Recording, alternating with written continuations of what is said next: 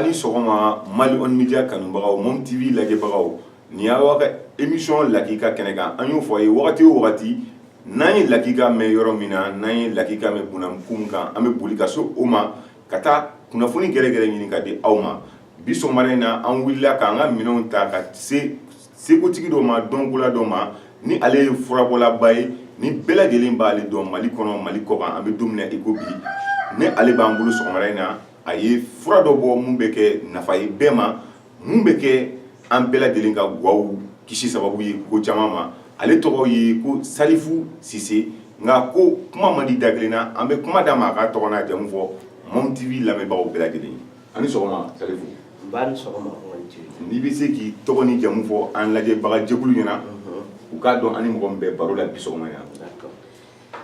An b'aw bɛɛ lajɛlen fo ne ye Salifu Sise Salifou Sise, fils du feu professeur Mohamed Sise et de Kouroutoum Dao,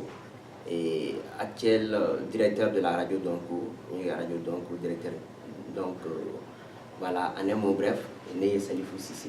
Ah, o diyara n ye o bɛnna ma ni kɔni ma dogo mɔgɔ si la a ko k'ale tɔgɔ ye Salifu Sise ye radio Donko directeur do an bɛ don min na i ko bi an ka professeur ba dɔ na ala k'ale dayɔrɔ suma n'a ye professeur Sise ye ale ma kɛ maa dogolen ye Mali kɔnɔ nka sɔgɔma in na an nalen don fura dɔ de ye an ye mun tɔgɔ mɛn k'a welewele mɛn k'a kunkan mɛn diɲɛ fan bɛɛ fɛ k'i y'o o dilanbaga ye an ko o tɛ se ka bɛn fiyewu n'a y'a sɔrɔ maliyɛn de y'a kɛ kɛrɛnkɛrɛnnenya Mom TV yɛrɛ ka laɲini ye fɛn min ye n'o ye denmisɛnninw dɛmɛli ye n'o ye denmisɛnninw ka bɔ dugu ma ka yɛlɛ sanfɛ e ye denmisɛnnin namɔgɔ ye i n'a fɔ an yɛrɛ bɛ cogo min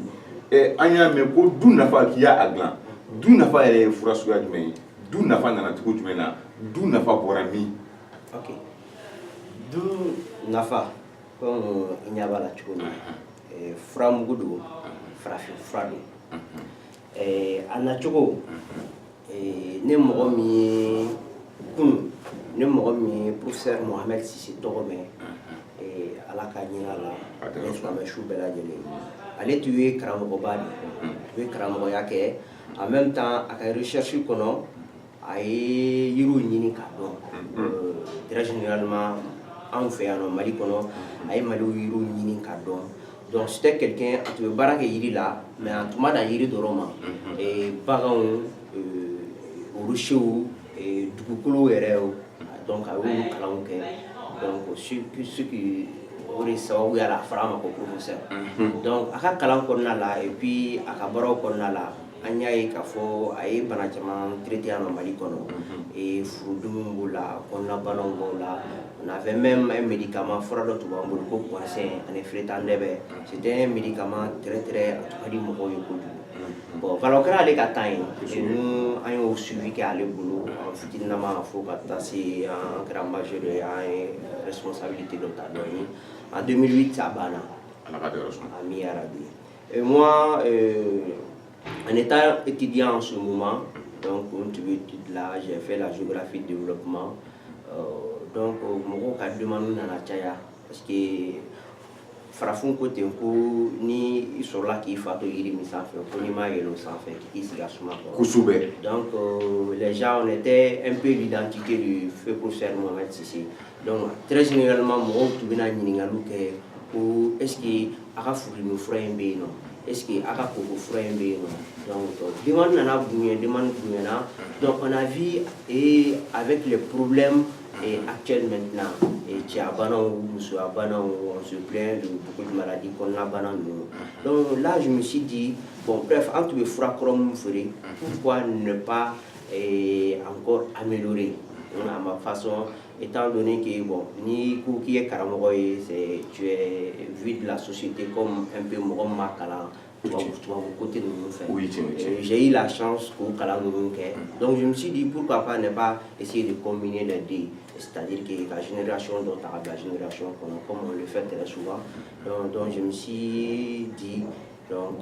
vraiment il faut que tu te lances là-dedans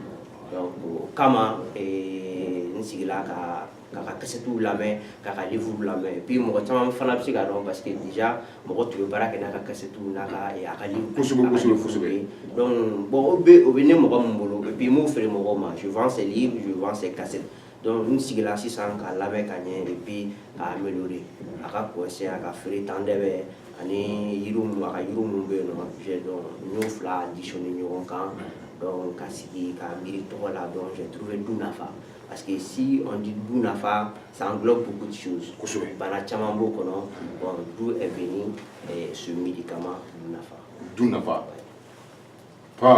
ni aw ye nin lamɛn aw n'a dɔn ko fura in mana a kunfɛ ni fura in bɔra maa min na na a y'o lajɛ a b'a dɔn ko fura in ma cun a bɔra maaba de la a bɔra professeur belebele la a bɔra dɔnkotigi la sisan du nafa an y'a ye ko du nafa a tɔgɔ de ye du nafa ye bɛɛ lajɛlen bɛ du dɔn an fɛ yen o y'an ka kabilaw tɔgɔ ye Mom TV n'a a ka lajɛbagaw bɛɛ lajɛlen Mom TV mɔgɔw yɛrɛ na taa ni dɔ ye bi ka taa du nafa lajɛ a bɛ se ka ko min y'a a nafa bɛ cogo di bi an da bɛna se yɔrɔ min ma tuguni hali bi an ka ɲininkali kɔnɔ du nafa a bɛ mun ni mun furakɛ. Voilà donc du nafa créelen j'ai aussi pensé de créer une entreprise donc herboristerie donc du a tɔgɔ yɛrɛ filɛ nin ye a kɔfɛ donc herboristerie voilà donc du nafa bɛ fɛn mun furakɛ déjà du nafa bɛ kɔnɔnabana ninnu bɛɛ furakɛ bon n'i ko kɔnɔnabana an fɛ yan nɔ on peut comprendre a bɛ koko furakɛ a bɛ furudimi furakɛ mɔgɔw dɔw bɛ yen nɔ constamment olu kɔnɔ jalen bɛ du nafa b'o furakɛ donc i kɔnɔ jalen bɛ bɔ i kɔnɔ bɛ magaya parce que on a vu que an ka problème yɛrɛ de ye kɔnɔnabana ninnu ye kosɛbɛ si ni kɔnɔnabana n'a cayala ɲɔgɔn kan a bɛ na ni fɛn caman ye du cɛya bana ninnu bɛ na musoya bana ninnu bɛ na comme an b'a fɔ an ka jargon na ko kɔnɔ tɛ ko donc c'est pour dire que kɔnɔnabana fɛn o fɛn bɛ yen nɔ du nafa b'a traiter en plus de cela cɛw la cɛlamɔgɔw la dɔw lawaji ka dɔgɔ dɔw lawaji ka dɔgɔ o y'an bi ka an ka bana fanba ye voilà du nafa b'o furakɛ éjaculation précoce donc dɔw ka teli dilan na a hakɛto bɛ kuma kan donc du nafa b'o furakɛ ani impuissance dɔw bɛ yen nɔ vraiment hali n'a sɔrɔ o bɛ fɛn o bɛ fonctionner mais vraiment o tɛ se ka diri dɔw bɛ yen nɔ o tɛ se k'a sɔrɔ kuma kan ni muso ni ɲɔgɔn cɛ donc du nafa b'o bana furakɛ chez les femmes du nafa bɛ u ka très généralement règle douloureuse muso dɔw bɛ yen n'u ka laada sera i bɛ t'a sɔrɔ kɔnɔ b'u dimi du nafa b'a furakɛ en même temps du nafa muso dɔw fana bɛ yen nɔ dilan ka fana ani sɔgɔma Mali on media kanubagaw Mom TV lajɛbagaw ni y'aw ka émission lakika kɛnɛ kan an y'o fɔ a ye wagati o wagati n'an ye lakika mɛn yɔrɔ min na n'an ye lakika mɛn bunamukun kan an bɛ boli ka se o ma ka taa kunnafoni gɛrɛgɛrɛ ɲini ka di aw ma bi sɔgɔmada in na an wulila k'an ka minɛnw ta ka se sekotigi dɔ ma dɔnkola dɔ ma ni ale ye furabɔlaba ye ni bɛɛ lajɛlen b'ale dɔn Mali kɔnɔ Mali kɔkan an bɛ don min na i ko bi ni ale b'an bolo sɔgɔmada in na a ye fura dɔ bɔ mun bɛ kɛ nafa ye bɛɛ ma mun bɛ kɛ an bɛɛ lajɛlen ka guwaw kisi sababu ye ko caman ma ale tɔgɔ ye ko Salifu Sise nka ko kuma man di da kelen na an bɛ kuma d'a ma a ka tɔgɔ n'a jamu fɔ Mom TV lamɛnbagaw bɛɛ lajɛlen ani sɔgɔma Salifu ba ni sɔgɔma n'i bɛ se k'i tɔgɔ ni jamu fɔ an lajɛbaga jɛkulu ɲɛna u k'a dɔn ani mɔgɔ min bɛ baro la bi sɔgɔma yan. D'accord an b'aw bɛɛ lajɛlen fo ne ye Salifu Sise Salifou Sise, fils du feu professeur Mohamed Sise et de Kouroutoum Dao, et actuel directeur de la radio Donko, directeur. Donc voilà, en un mot bref, né Salifou Sise. O diyara n ye o bɛnna ma ni kɔni ma dogo mɔgɔ si la a ko k'ale tɔgɔ ye Salifu Sise ye radio Donko directeur don an bɛ don min na i ko bi an ka professeur ba dɔ na ala k'ale dayɔrɔ suma n'a ye professeur Sise ye ale ma kɛ maa dogolen ye Mali kɔnɔ nka sɔgɔma in na an nalen don fura dɔ de ye an ye mun tɔgɔ mɛn k'a welewele mɛn k'a kunkan mɛn diɲɛ fan bɛɛ fɛ k'i y'o dilanbaga ye an ko ko o tɛ se ka bɛn fiyewu n'a y'a sɔrɔ maliyɛn de y'a kɛ kɛrɛnkɛrɛnnenya Mom TV yɛrɛ ka laɲini ye fɛn min ye n'o ye denmisɛnninw dɛmɛli ye n'o ye denmisɛnninw ka bɔ dugu ma ka yɛlɛ sanfɛ e ye denmisɛnnin namɔgɔ ye i n'a fɔ an yɛrɛ bɛ cogo min an y'a mɛn ko du nafa k'i y'a dilan du nafa yɛrɛ ye fura suguya jumɛn ye du nafa nana cogo jumɛn na du nafa bɔra min. Ok du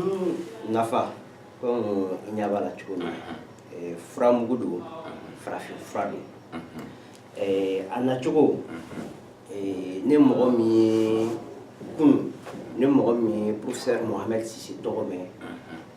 ala ka ɲina la kɛ sababu ye ani furudimi ninnu kan ninnu bɛɛ lajɛlen fa ko mɛ dan ye mɛ tigila ye ko nin ye lakika kɛnɛ ye bɛɛ lajɛlen ye nin mɛ ne yɛrɛ hakili yɛrɛ bɛɛ kun bɔra ne kun sigilen bɛ ka miiri yɛrɛ de la sa nka bana bɛɛ tɛ fɔ a na kɛ dɔ dogoli min ne yɛrɛ la i ko aw minnu bɛ k'a lamɛn nin waati an b'a fɔ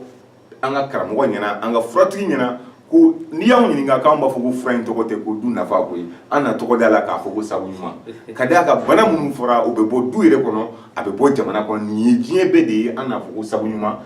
sisan i y'i da se o bɛɛ lajɛlen ma du nafa bɛ dilan ni yiri kɛrɛnkɛrɛnnen dɔw ye wa yala yiri dɔw de kɛrɛnkɛrɛnnen bɛ mun kelen bɛ ka du nafa dilan wa ou bien yiri caman suguya jumɛn don n'i bɛ se k'i da don a dilancogo la k'a fɔ an ye. Du nafa bɛ dilan ni yiri camanba de ye bref n y'a fɔ poinsen mais poinsen maliyɛnw bɛɛ t'a dɔn mɔgɔ caman t'a dɔn poinsen ale bɛ sɔrɔ spécialement ne fa ka dugu la Dafina Dafunw b'a dɔn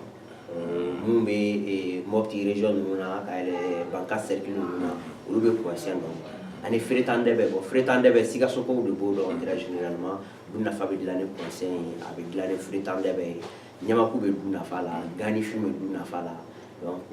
bref n bɛ se k'olu dɔw fɔ ɲɛna dɔw ye voilà dɔw ye secret ye ka ne mu du nafa bɛ dilan n'o yiri ninnu ye yiri dɔrɔn tɛ baganw fana b'a la a bɛ dilan ni baganw dɔw fana ye voilà. N'an nana bɔ kamera ɲɛfɛ ne tɛna taa so bi ni karamɔgɔ yɛrɛ ma du nafa dɔ dilancogo fɔ n yɛrɛ ɲɛna ka d'a kan nin ye fɛn ye an bɛɛ kan k'an cɛsiri fɛn mun na nin ye fɛn ye bɛɛ lajɛlen ka kan ka i wuli k'i ɲɛsin fɛn mun ma an bɛ fura minnu ta an ti u lagosi tubabu fura minnu bɛ san an ma yan an y'a ye ko furaw kɔlɔlɔntan tɛ an tun yɛrɛ b'a dɔn an ka farafin furaw ale u bɛ bana de ban pewu u tɛ bana mada tubabu fura minnu bɛ da an ma an ye jateminɛw kɛ k'a fɔ ko u bɛ banaw de mada nka a t'a ban ni an ye Salifu Sise ka kuma lamɛn nin wagati in na an b'a dɔn ko du nafa a bɛ bana de traiter k'a ban pewu ale tɛ madali kɛ k'a fɔ ko ni mago jɔra a la bi aw ka hakɛ to aw minnu bɛ k'an lamɛn ko tɛ n togo la n bɛ fɛ k'an bila n togo la o tɛ n'i bɛ du nafa kan i b'i togo la wagati bɛɛ ni a fɔra i ma cu o y'a sɔrɔ i yɛrɛ kelen bɛ ka ca fɔ sisan ni mɔgɔ min bɛ fɛ ka du nafa sɔrɔ a sɔngɔ ye joli ye an bɛ se ka bakuruba sɔrɔ yɔrɔ jumɛn ni mago bɛ caman na a n'a kelen kelen sanni a bɛ sɔrɔ yɔrɔ jumɛn. Du nafa bɛ sɔrɔ yɔrɔ caman na bi parce que an kɛlen ka baara daminɛ mɔgɔ minnu kɛnɛyala du nafa la olu ye caman ye dɛmɛ ka dépôt yɛrɛ créer a la donc an ka base la yan nɔ du nafa bɛ sɔrɔ radio dɔnko la Sabalibugu kɔtini sanfɛ du nafa bɛ Sumayila Tolo bolo ani mu Sebeni kɔrɔ fana ba kɔfɛla la du nafa bɛ Tulufɛrila Jalo bolo Sebeni kɔrɔ échangeur fɔlɔ kɛrɛfɛ Tuba radio Majura du nafa bɛ yen nɔ Narena radio Jamana ni sera radio Jamana kɛrɛfɛ ni ko Mahamani Ture du nafa bɛ yen nɔ Keɲeba radio Mariama du nafa bɛ Bari bolo yen nɔ du nafa bɛ Dɔgɔfiri radio Daka du nafa bɛ Sɛki bolo o yɔrɔ la Kati radio Pinana radio Fayida de don mais sisan tɔgɔ kɛra radio Pinana ye donc n'i sera Kati n'i ko i mago bɛ du nafa la i bɛ du nafa sɔrɔ radio Pinana la yen nɔ radio baarakɛlaw bolo en même temps Jelibugu la Fofana Sada Diallo ka carré kɔnɔ bien sûr du nafa bɛ Fofana bolo yen nɔ donc peut-être hakili bɛ jigin ninnu de la parce que fura min de don a bɛ Karan fana Karan du nafa bɛ radio Dɔnba la Karan voilà j'ai dit Narena donc Narena a bɛ yen nɔ voilà du nafa bɛ nin yɔrɔ ninnu na en France du nafa bɛ yen nɔ bon a bɛ mɔgɔ min bolo pratiquement t'o dɔn mais ma numéro de téléphone de bɛ n bolo donc je l'appelle parce que yɔrɔw tɛ kelen ye dɔw b'a ta k'a bila dɔw fɛ yen nɔ parce que olu ye client ko de fana ye parce que j'ai tellement de clients donc dɔw b'a san ka stocké u bolo n'o mɔgɔ mago b'o la dɔrɔn u ka numéro di u b'o wele donc Côte d'Ivoire fana du nafa bɛ yen nɔ a bɛ Koroku kɛlen bɛ ka répartir yɔrɔ caman na voilà donc du nafa bɛ nin yɔrɔ la pour le moment. Ni kɔni yɔrɔ bɛ bɔli kɔfɛ anw yɛrɛ n'a lajɛ bi du nafa ni a sɔrɔ yɔrɔ bɛ fɔ ani anw na tɔgɔ nafa la ka d'a kan anw yɛrɛ na caman ta ka taa bila anw fɛ yen ka kɛ a feere sababu ye nka i man ka ɲininkali dɔ jaabi du nafa sɔngɔ ni a bɛɛ bɛ tan wa walima dɔw bɛ mun tɛ tan a foroko bɛɛ bɛ tan ni a foroko bɛɛ lajɛlen bɛ tan o tuma a kelen kelen bɛ sɔrɔ joli. D'accord. Dun nafa ye 400 de. 400. A bɛɛ bɛ tantɔ de. Peut-être dans les jours à venir an bɛ se ka emballage ninnu améliorer ka tɛmɛ nin kan vu avec les conditions du bord. Voilà, sinon pour le moment dun nafa représente tellement tantɔ de. Ici dun nafa voilà pour ce jour bɛ yan nɔ. Ici donc dun nafa donc herboriste. Donc dun nafa ye 400 de. 400. À la base en tout cas channel ye mais pour que bɛɛ ka se k'a sɔrɔ donc an kɔni y'a kɛ 400 ye i bɛ t'a sɔrɔ hali o ka ca dɔw ma mais c'est le prix unique 400 don nafa bɛ sɔrɔ o la. Ni kɔni man ca ka d'a kan bana minnu fɔra hali ni bahiri ka fɔra a bɛ bana kelen dɔw yɛrɛ furakɛ o bana kelen i b'a sɔrɔ dɔw ye mun don a la bi o ka ca ni miliyɔn ye i da sera furudimiw ma i da sera kɔnɔnabanaw ma bana min yɛrɛ si ma dɔn an ka farafin yiriw a ka kuma kɔnɔ a y'a ye ko dabaliban ko b'u la n'i y'o jateminɛ k'o lajɛ a ye fɛn minnu fɔ anw fɛ yan a kelen kelen bɛɛ a kɔni ye yiri fila minnu fɔ anw ye fila ye anw tɛ olu dɔn nka ɲamaku ni guanifin o fila kelen kelen bɛ bana hakɛ min furakɛ an b'o dɔn n'o o ni jiri dɔw farala ɲɔgɔn kan bɛɛ lajɛlen kan ka dɔn ko o ye fɛn ye fɛn minnu bɛ kɛ fura ɲɛnɛma ye wa k'a dasi ye dasi 400 dɛrɛmɛ 400 n'i y'o bɔ i ni bana b'a fɔ ɲɔgɔn ma ko k'an bɛn lahara k'o ye bana bannen ye sisan n'i ye dun nafa san ne mana nin kelen san bi sisan n bɛ se k'a bɛɛ kɛ ji la k'a min yɔrɔnin kelen ma. Voilà dun nafa tacogo min bɛ dun nafa la café minɛnw la petite cuillère à café c'est-à-dire que an bɛ dumuni kɛ ni cuillère min ye o moitié ni cuillère fitinin dɔ ye i b'o ɲɛ kelen de ta dun nafa la i b'a kɛ demi verre kɔnɔ n'i y'a kɛ demi verre kɔnɔ i bɛ se ka nɔnɔ k'a la nɔnɔ kɛnɛ walima malilait tout simplement ni nɔnɔmugu de b'i bolo i bɛ se ka nɔnɔmugu k'a la ni nɔnɔmugu k'a la i bɛ ji k'a la dɔrɔn o cɛ i b'o k'a la i b'a ɲagami i b'a min ou tout simplement a bɛ se ka lipton dɔrɔn k'a la walima a bɛ se ka ji dɔrɔn k'a la walima ni mɔgɔ min bɛ seri consommer o bɛ se ka seri k'a la dun nafa prise fila b'a la dɔw b'a kɛ avant le manger dɔw b'a kɛ après le manger donc a fila bɛ kɛ avant le manger ou après le manger dun nafa bɛ se ka taa donc 3 fois par jour siɲɛ fila walima siɲɛ 3 donc minimum a ka kɛ siɲɛ 2 ye sinon maximum 3 fois par jour. hali bi a posologie kɔnɔ n'o y'a tacogo ye komi an b'a ye bɛɛ lajɛlen ka fura tɛ kelen ye fɛn dɔ bɛ bɛn e ma nka o tɛ bɛn ne ma yala est ce que depuis a ye dun nafa feereli daminɛ mɔgɔ suguya dɔw bɛ minnu tɛ se k'a ta wa i n'a fɔ muso lasiribagatɔ muso gɛrɛjigɛlen den tangani bɛ minnu bolo yala mɔgɔ dɔw bɛ minnu tɛ se k'a ta wa ou bien a dama ka kan bɛɛ la. Bon dun nafa n b'a fɔ ko a dama ka kan bɛɛ la parce que très généralement muso lasirilenw de bɛ ne wele k'a fɔ ko yala o bɛ se ka dun nafa ta et la preuve en est que a bɛ kɛ sababu ye ka muso lasiri donc je me dis muso lasirilen b'a ta parce que m'a baara la plus de 4 ans de cela muso lasirilen foyi man wele k'a fɔ ko n y'a ta k'a ye inconvénient dɔ lase ma la majeure partie des femmes muso caman bɛna ta u b'a ta u ka denko kama et j'ai muso caman fana bɛ yen nɔ an bɛ don min na i ko bi dɔw yɛrɛ y'o den sɔrɔ dɔw kɔnɔma don hali sisan donc denmisɛnnin fana b'a ta musokɔrɔba b'a ta cɛkɔrɔba b'a ta donc tout le monde a ka kan bɛɛ lajɛlen ye i n'a fɔ a ka kan bɛɛ lajɛlen o ye prise min fana san tacogo mais tacogo la sisan il y a même le miel a bɛ se ka ta ni miel ye a bɛ se ka ta ni miel ye di ye et en même temps a bɛ mugan fana bon peut-être a bɛ kɛ dibisogo fana la ni mɔgɔ min y'a kɛ dibisogo la walima ka mugan peut-être a mana ni kelen bɛ se ka ban en 2 jours parce que a ma kunna yɛrɛ si kunna foyi tɛ dun nafa la donc o kɔni i b'a bɛrɛ bɛn sinon i b'a bɛɛ dun en 2 jours. sisan an bɛ ka an sɛnsɛn kurun bɛ ɲini ka se siya ma n y'a fɔ aw ye cogo min na ko mɛ dan ye mɛ tigila ye ni o bɛ ɲini ka kɛ Mali Kɔni Media bɛɛ lajɛlen ka kuma ye ko cɛbɔ dan ye yɛrɛbɔ ye bi an bɛ cɛbɔ kɛnɛ kan kuma laban min bɛ an ka karamɔgɔ bolo an ka furabɔla bolo Salifu Sise an bɛ kuma laban d'a ma ka ni foli ka kan ye nka yan'a ka kuma laban di ni mɔgɔ min bɛ fɛ ka an lajɛ sisan nin wagati in na ko ne bɛ fɛ ka dun nafa feere ne fana bɛ k'a k'a feerebaga ye a k'o jaabi d'an ma olu b'a sɔrɔ cogo di walasa olu fana ka se k'u ka feere yɔrɔ dayɛlɛ u yɛrɛ ye ka sɔrɔ ka foli laban di an lamɛnbaga jɛkulu ma. Merci beaucoup Kɔni Media dun nafa kuma laban min bɛ ne bolo ka ɲɛsin bɛɛ lajɛlen ma surtout aux Maliens et à tout le monde m'a f'u ɲɛna u kana du nafa kelen ta dɔrɔn u k'a lajɛ u ka kɔrɔbɔ parce que traitement de don mais tellement aujourd'hui mɔgɔw dalen tɛ fura la tuguni tellement aujourd'hui an ka fɛn bɛɛ lajɛlen bafoué la j'appelle tout le monde ni min ma da la o kana ta a ka kɔrɔbɔ quoi a ka sasi kelen kɔrɔbɔ k'a lajɛ a k'a ta ma a ɲɛfɔ a ɲɛna cogo min na a k'a ta ten tɔ a tigi bɛna du nafa tiɲɛ don a bɛna farafin yiri tiɲɛ don parce que o problème de don aujourd'hui maliyɛnw b'a fɔ an ye fura caman ta an ye fura caman ta n y'a mɔgɔ caman de fɛngɛ peut-être ni don min na n'an bɛ se ɲɔgɔn ma ka témoin kɛ peut-être an bɛna mɔgɔ caman ye vous serez même impressionné donc u ka na u ka kɔrɔbɔ k'a lajɛ kɔrɔbɔrɔ fɛn dɔ don quoi u ka kɔrɔbɔ k'a lajɛ fɛn b'a la et puis n bɛ min lancer musow ye très généralement musow ani cɛw caman o bɛ mun bɛ wele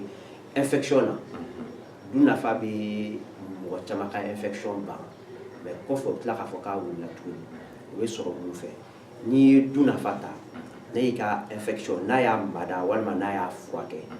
fɛn fila bɛ yen nɔ i k'o kɛ i n'i ka partenaire ça sɔrɔ mɔgɔ min furulen bɛ n'i ye du nafa y'i ka infection ban n'i ye muso ye dɔ di cɛ ma a k'i cɛ fana ta ban n'i ye cɛ ye dɔ di muso ma parce que ni muso ta banna infection ale bɛ yɛlɛma ni muso ta banna n'a n'a cɛ bɛ activité kɛ a ka ca a cɛ ka yɛlɛma a la walima a muso ka yɛlɛma a la o ye kelen ye filanan na kolifu n'a y'i ka infection nɔgɔya i ka kolifu i b'o changer complètement mais i ka dessous ninnu ni moyen tɛ bɛɛ ye ka dessous kuraw ɲini i bɛ a ko n'i y'a ko si possible i bɛ tasuma ka min fɛngɛ i bɛ a fɛngɛ tasuma la a ka ja microbe ka se ka segin ka bɔ a la parce que caman bɛ yen nɔ a bɛ dɔw ta furakɛ mais après u bɛ wele ko a daminɛna tuguni voilà donc voilà donc n b'o conseil di mɔgɔw ma généralement de faire ceci n'a ye mɔgɔ min ka infection ban dɔrɔn de penser u ka kolifu an'u ka partenaire de penser à ça an'u ka dessous min don donc n bɛ bɛɛ lajɛlen fo ni kuma faamuyala ne donna mɔgɔ min fana gasi la n bɛ yafa ɲini kɛ bɛɛ lajɛlen fɛ bon o fana fo ka waleɲuman aw y'a ye nin ti anw ka fɔ ye ni kamalen denmisɛnnin don nka a basigilen don a ko ni a donna maa min gasi la ko o ka hakɛ to an dun b'a dɔn ale ma don maa gasi la fo n'a kɛra ale ye maa min kunnafoni Malion Media tɔgɔ la maliyɛn bɛɛ lajɛlen tɔgɔ la an ka foli bɛ karamɔgɔ Salifu Sise ɲɛna k'a fɔ a ye ko hali bi ala ka kobaw don yira an na an yɛrɛ na kɛ seere ye ka nin fura in fɔ maaw ye nin kun ye aw ka émission lakika ye ni ale présenté bɛ aw balimakɛ n'aw denkɛ Papa Jérôme le Sage fɛ aw k'an bɛn diɲɛ waati wɛrɛ